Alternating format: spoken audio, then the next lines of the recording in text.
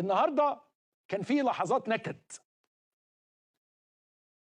ويا اخي حاجه غريبه، الدقيقه 99 دايما بتبقى للاهلي انه يكسب، والدقيقه 99 للزمالك دايما انه يخسر. النهارده قدام المقاولين ماتش غريب، الحكم حسب 8 دقايق والزمالك كسبان 1-0 وخلاص، وبنخلص في الدقيقه 89 اللي هي بعد ال8 دقايق ال 98. ايوه ال 98 المقاولين اتعادل.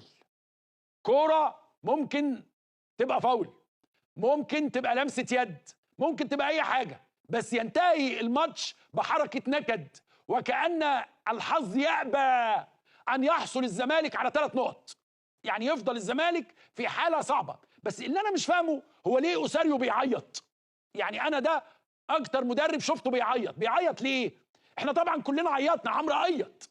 انت طبعا لو تشوف الفرق بين الماتش ده وماتش الاهلي والتوفيق اللي موجود عند الاهلي والحظ اللي موجود عند الاهلي حاجه، والنكد والنحس اللي موجود عند الزمالك حاجه تانية.